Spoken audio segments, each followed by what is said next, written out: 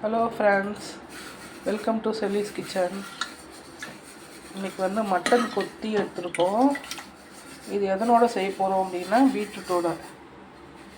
நீங்கள் இந்த மாதிரி செஞ்சு சாப்பிட்ருக்கீங்களான்னு எனக்கு தெரியல. இது ஒரு வாட்டி செஞ்சு சாப்பிட்டு பாருங்கள், ரொம்ப நல்லாயிருக்கும். இதுக்கு ஒரு 1/4 கிலோ கறி, மட்டன் கறி கொத்தி வாங்கிட்டு வந்துருக்கேன். ஒரு பெரிய வெங்காயம், ஒரு தக்காளி, 1/4 கிலோ பீட்ரூட்டு, தாளிப்புக்கு தேவையான பொருள் போட்டுக்கலாம். கொஞ்சம் பொரியட்டும்.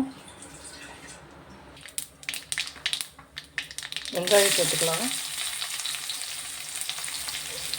சும்மா கொஞ்சோண்டு பூண்டு போட்டுக்கலாம். நல்லா வதக்கிக்கலாம்.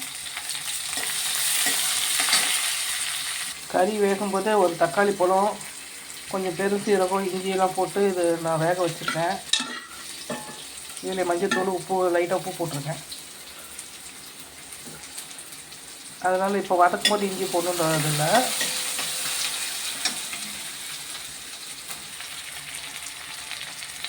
ஒரு தக்காளி பழம் சேர்த்துக்கலாம்.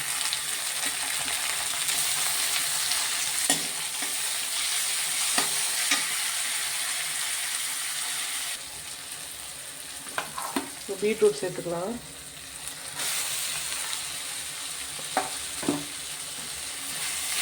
கறி ஏற்கனவே வதக்கிட்டு கொஞ்சம் வெந்துருச்சு. ஒரு விசில் கொடுத்து வச்சுருக்கேன். அதனால் பீட்ரூட்டு போடும்போது அந்த கறியும் சேர்த்துக்கலாம். நம்ம ஏற்கனவே வெந்துருச்சு. தனி மிளகாத்தூள் 1 ஸ்பூன் சேர்த்துக்கிறேன்.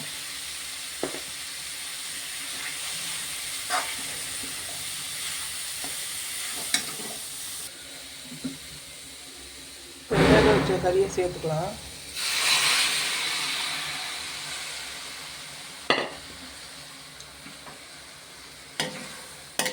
இது இப்படியே கொஞ்சம் நேரம் வேகட்டும்.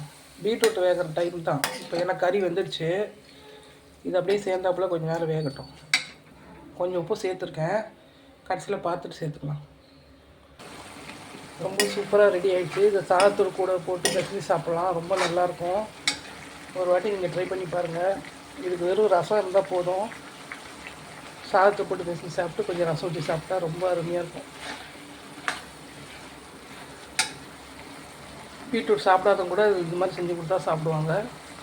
வீடியோ பிடிச்சா லைக் பண்ணுங்கள், ஷேர் பண்ணுங்கள், சப்ஸ்கிரைப் பண்ணுங்கள், பெல் ஐக்கானை கிளிக் பண்ணுங்கள், சேனலை சப்போர்ட் பண்ணுங்கள்.